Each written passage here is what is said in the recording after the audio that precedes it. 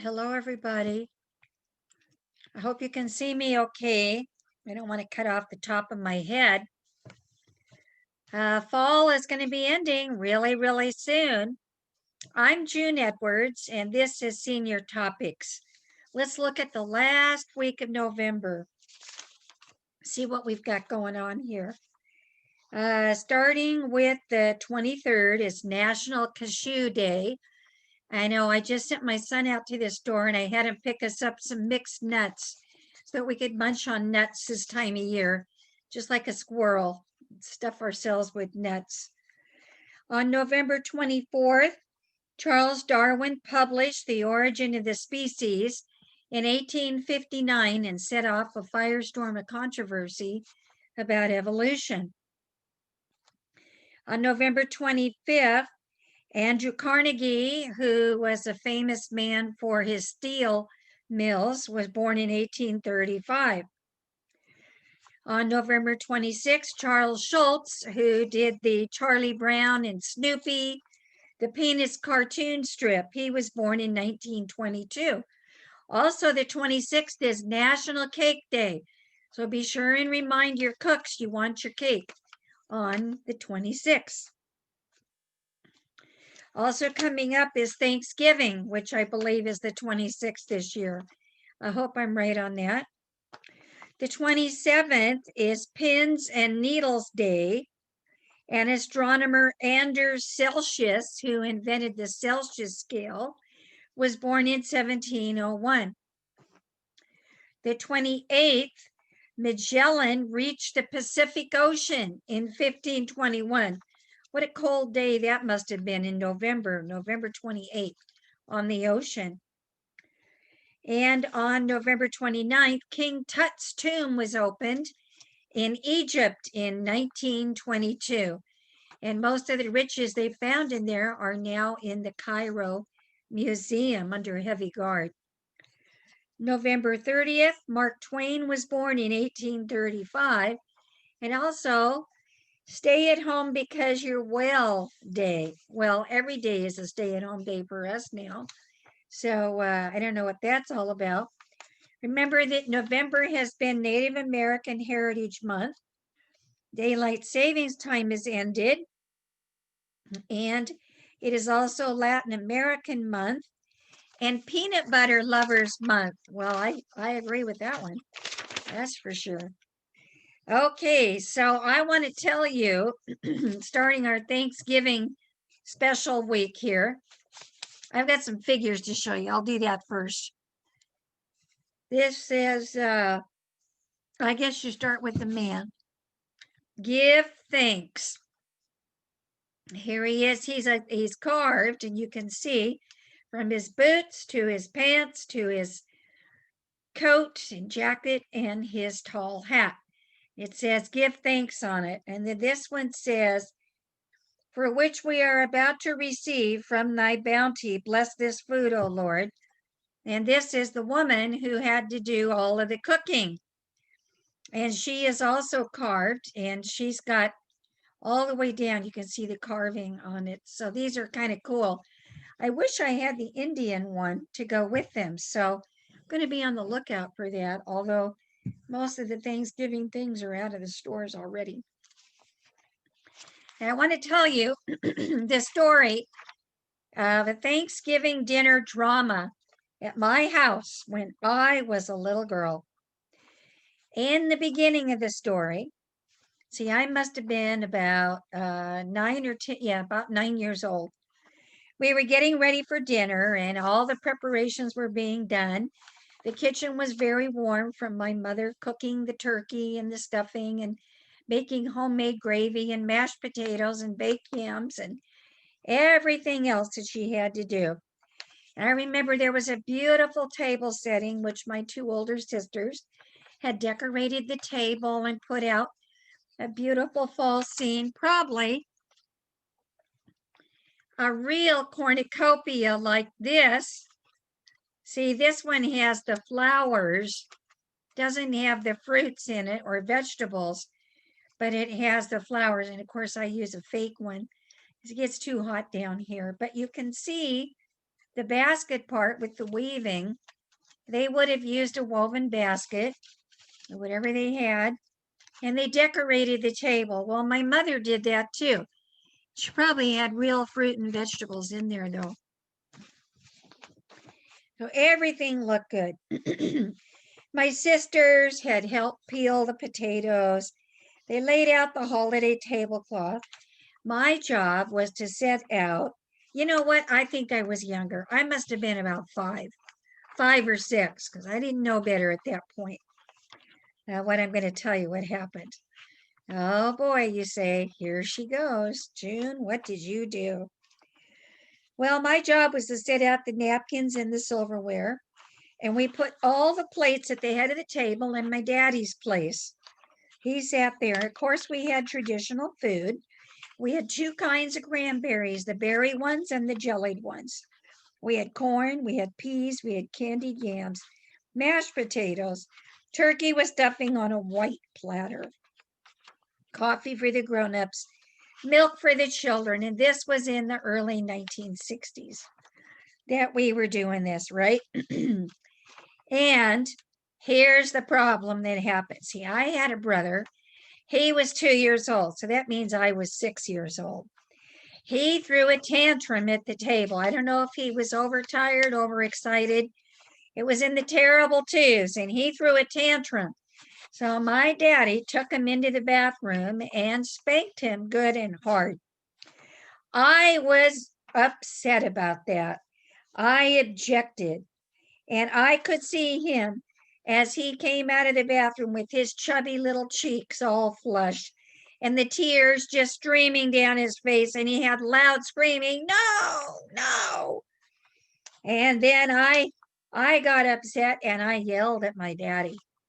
Now, in those days, you didn't do things like that. You did not talk back. My daddy threatened to spank me too.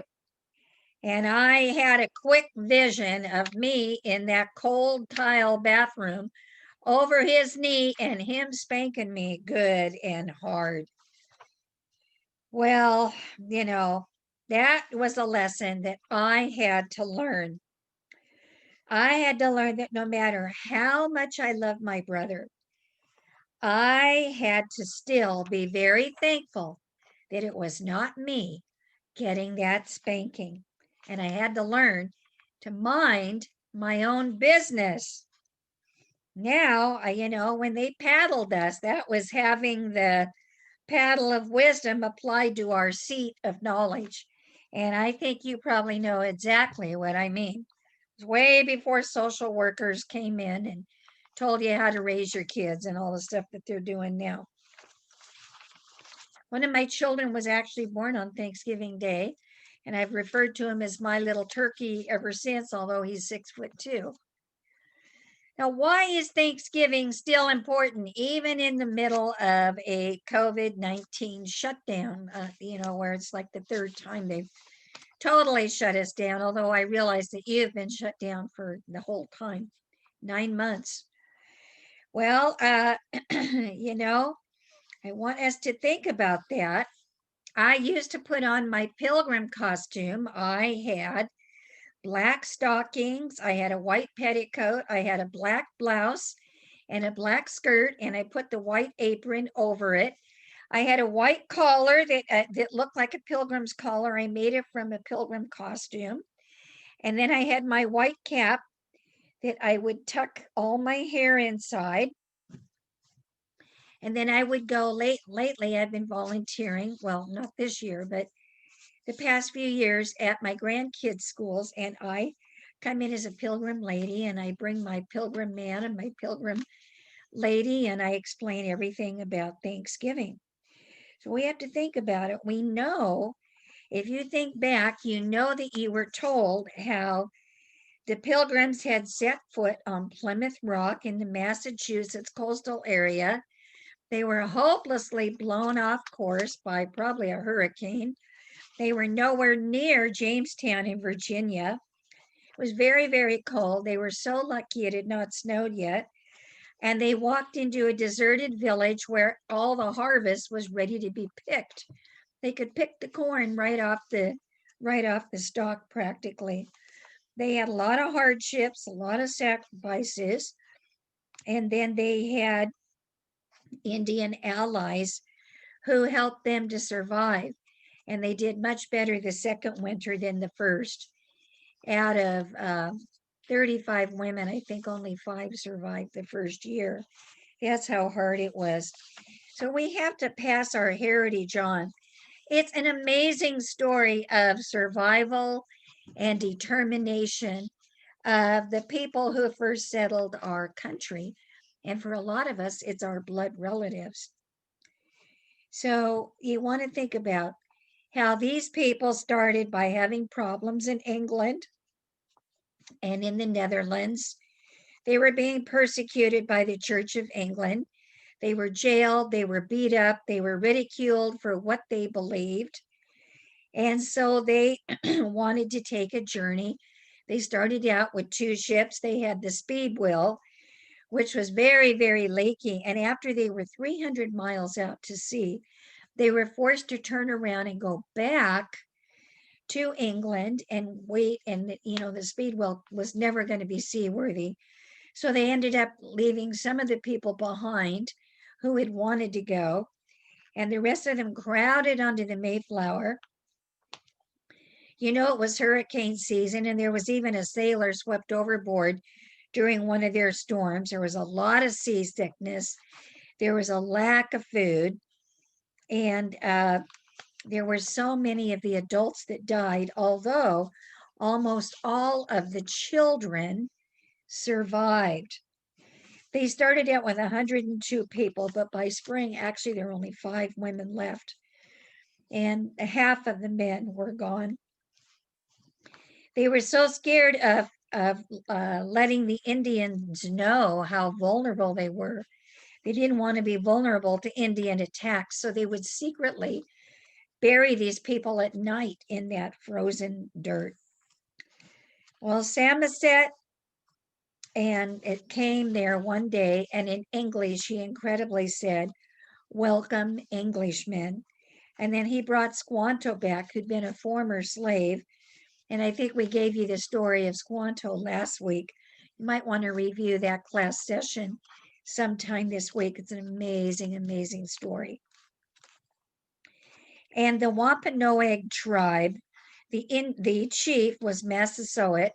He wanted to wipe the pilgrims out, and Squanto talked him out of it.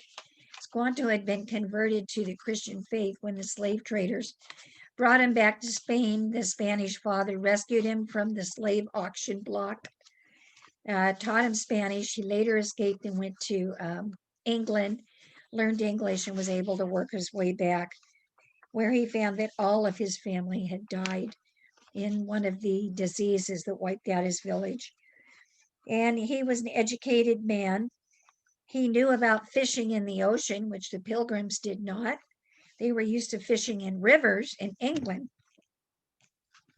And he knew about planting fish as fertilizer to help your squashes and your beans grow. The Mayflower ship crew had no respect for the landlubbers, the Puritans, but eventually they came to respect them because of their determination and their belief system and their honesty. And so they agreed to stay with the Puritans through April and help them build shelters. And they started with a communal home, and then eventually they were able to build different shelters for the people. They each got their own cabin. Now, what I want to tell you next comes from an amazing journal which disappeared for over 150 years. It's the journal written by William Bradford, the leader of the Plymouth colony in Massachusetts. It is called Of Plymouth Plantation. It is the most authoritative account of the Pilgrims and the early years of the colony they founded. It was written between 1630 and 1651, and it describes the life of the Pilgrims from 1608, when they first settled in the Dutch Republic on the European mainland, through the 1620 Mayflower voyage to the New World. until the year 1647. The book ends with a list written in 1651 of all the Mayflower passengers and what happened to them. And anybody who belongs to the Mayflower Society now, it's thanks to that list that you're able to trace your genealogy and your ancestry back to those first settlers. So let's look at this. It is not a ship's log, and it was written after the events. Now, Bradford, along with Edward Winslow and others, contributed material to a man by the name of George Morton, who merged everything into a letter, which he published in London in 1622. That was a journal of the colonists' first years in Plymouth. Bradford's history is a blend of fact and interpretation. And he never did really make an effort to publish the manuscript during his lifetime, but he did want it to be preserved and read by others. He used a variety of spellings. There was no standard spelling for words, and there were not dictionaries in those days either. So let's look at this. What happened to this manuscript that he wrote? Well, it had been left after his death. It was left eventually it wound up being in the tower of the Old South Meeting House in Boston. During the Revolutionary War in the 1770s, which was 120 years later, the British troops occupied the church. The manuscript was lost for another century, but what happened was some British soldier took it back to England with him. And eventually it was discovered in the 1850s in the Bishop of London's library at Fulham Palace, and it was published in print in 1856. Well, Americans really wanted the manuscript back, but formal proposals were rejected by the Church of England until 1897, when the Honorable George Frisbee Orr, who was a United States Senator from Massachusetts, supported by the Pilgrim Society and the New England Society, went to the Bishop of London, Frederick Temple, and convinced him it was important to be returned. The book was held by the Church of England, so they knew they had to get approval from the Archbishop of Canterbury before the manuscript could be returned. So by the time the formal request from the group reached England, the Archbishop had become Frederick Temple, and he was sympathetic to what they wanted to do. They weren't sure how the book got there, but most of the people there thought that the marriage and birth registry in the back of the book should be deposited with the church, and that's where it should stay. That was the proper place for it. It was a church document, and the Diocese of London had proper control of it. The court went on to observe that when the colony declared independence in 1776, the Diocese of London was no longer the proper place, because the London's registry was no longer the proper repository for such a registry. So they ordered that a photographic copy of the document be made for the court, and then the original delivered to the governor of Massachusetts. The Bradford Journal was presented to the governor of the Commonwealth of Massachusetts on May 26, 1897. And it's now on deposit in the State Library of Massachusetts in the State House. Where? In Boston.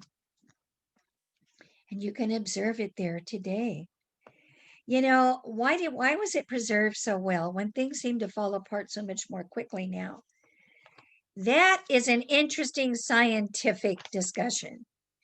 Early in the 16th century, rag-based paper replaced parchment book pages. Both parchment and paper made from rags are very durable. Later, well, documents from the 1600s usually outlast those written on today's highly acidic 19th and 20th century wood pulp-based paper. So things in the 1600s last a lot longer than what they would last if they were written now. The ink is slightly faded and has turned brown with age, but it is still completely readable. The almost 400-year-old document is in remarkably good condition. There's only one page missing, page 243 out of the 400 pages. So let's talk about the Pilgrim's safe arrival, and I am going to actually read to you words that are 400 years old, because that was 1620 and this is 2020. So this year is the 400th anniversary of the landing of the Mayflower. Wow. It's as if it were supernaturally meant to be preserved so we would know our history. Here's Bradford's words. Being thus arrived in a good harbor and brought safe to land, they fell upon their knees and blessed ye God of heaven, who had brought them over ye vast and furious ocean, and delivered them from all ye perils and miseries thereof, again to set their feet on ye firm and stable earth, their proper element. And no marvel if they were thus joyful, seeing wise Seneca was so affected with sailing a few miles on the coast of his own Italy. He had affirmed that he'd rather remain 20 years on his way by land than pass by sea to any place in such a short time. But here I cannot but stay and make a pause, and stand half amazed at this poor people's present condition. And I think the reader will too, when he well considers ye same. Being thus past ye vast ocean in a sea of troubles, they had no friends to welcome them, nor inns to entertain them or refresh their weather-beaten bodies, no houses, or much less towns, to repair to. Let it also be considered what weak hopes of supplying food they had left behind them. Yet they bore up their minds in this sad condition and the trials they were under, and they could not but still be very small. It is true that they missed the affections and love of their brethren at Leyden, but they had little power to help them. They were so far away. What could not sustain them but the Spirit of God and His grace? May not the children of these fathers rightly say, our fathers were Englishmen which came over this great ocean and were ready to perish in this wilderness. But they cried unto ye, Lord, and he heard their voice and looked on their adversities. Let them therefore praise the Lord, because he is good, and his mercies endure forever. And that is right out of the Plymouth Plantation, his journal. And we know that William Bradford was a founder and a longtime governor of the Plymouth colony settlements. And he had compiled his 2-volume of Plymouth Plantation. You can actually get that off the internet now and read it. His descendants later included Noah Webster, who came up with our dictionary, Julia Child, the famous French cook, and Supreme Court Justice William Rehnquist. Before disembarking the ship, the congregation drew up the first New World social contract, the Mayflower Compact, which all of the male settlers signed, the Puritans and people they called the Separatists, which were the merchants. Bradford served 31 years as governor of the fledgling colony between 1622 and 1656. He helped draft the colony's legal code. Plymouth never became a Bible commonwealth like its larger, more influential neighbor, the Massachusetts Bay Colony. Plymouth settlers did not restrict civic privileges to church members. They tried to let everybody have a fair shake in their new colony. So I'm going to show you a picture. This is a picture of role players acting out the daily lives of pilgrims at Plymouth Plantation in Plymouth, Massachusetts. I want you to see this.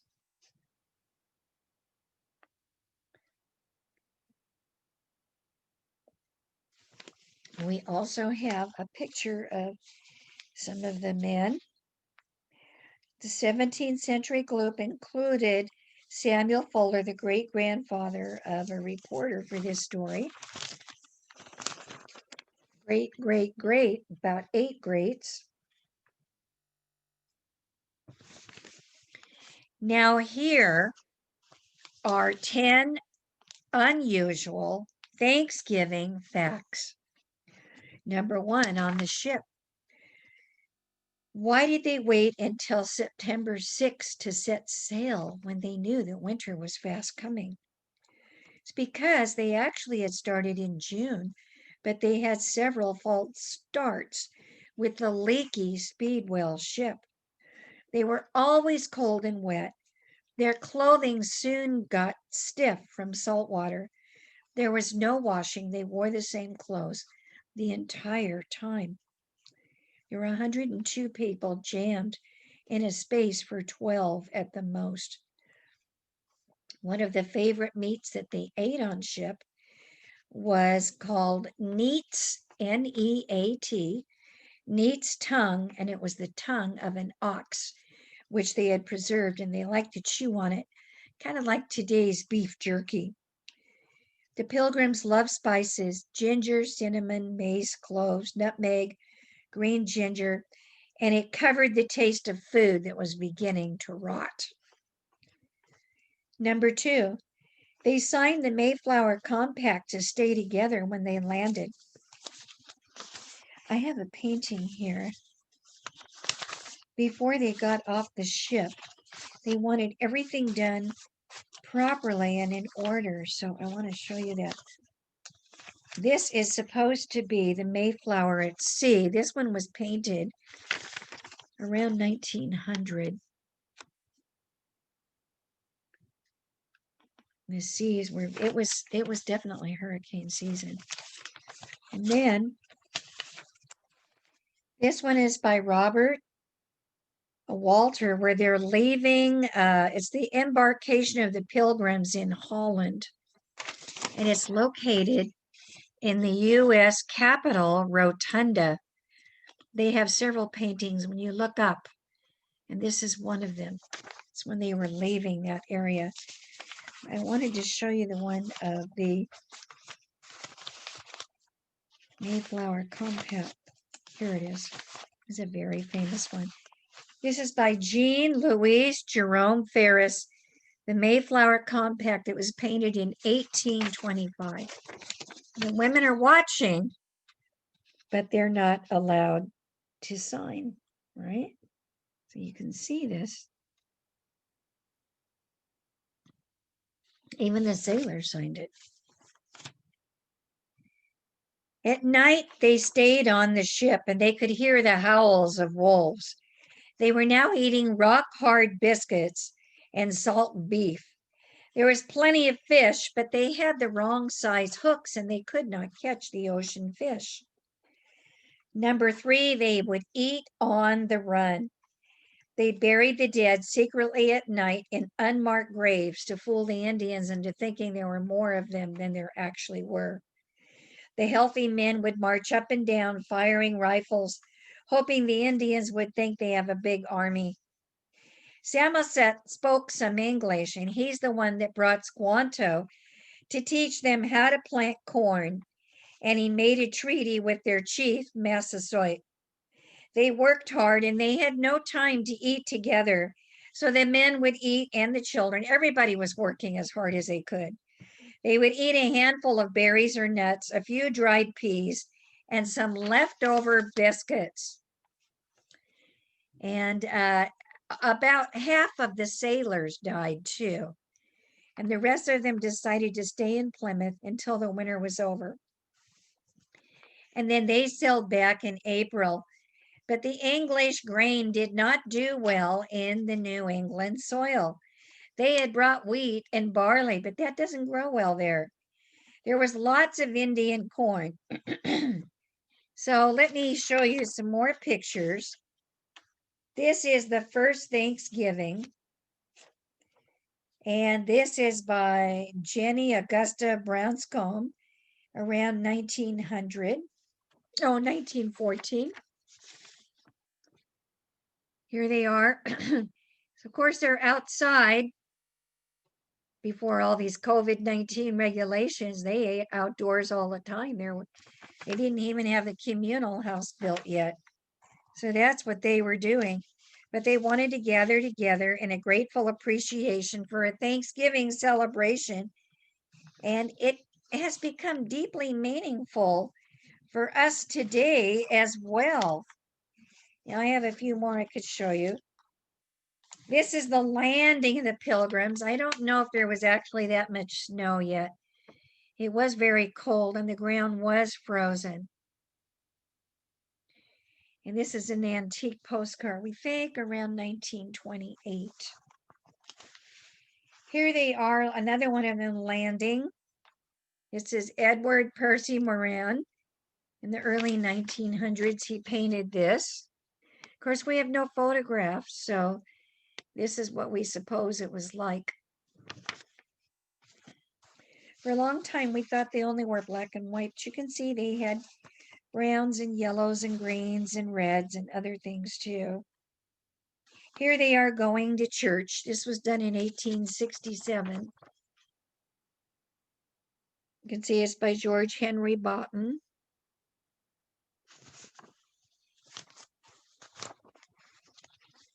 Another one of what the first Thanksgiving may have been like. A Massasoit brought 90 braves with him. The Pilgrims thought, how are we ever going to feed all of them? And we don't want to tick him off. So they had what they had, and the Indians brought lots and lots of deer meat, which was amazing to the Pilgrims because in England, you could have your head cut off if you shot deer in the king's forest. So what did they have? Well, the children gathered eels and clams, mussels and oysters. And then for a salad, wild onions and leeks and watercress. The men shot wild birds, ducks, geese, and turkey. They also had dried plums and berries, corn flour bread, and grape wine. And the chief saw what a small amount of food that the Pilgrims actually had. So he sent his best hunters and quickly brought back 5 deer and other assorted things for them to eat.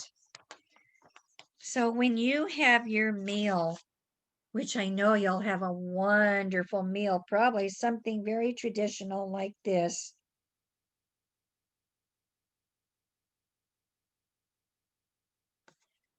It's Thanksgiving dinner.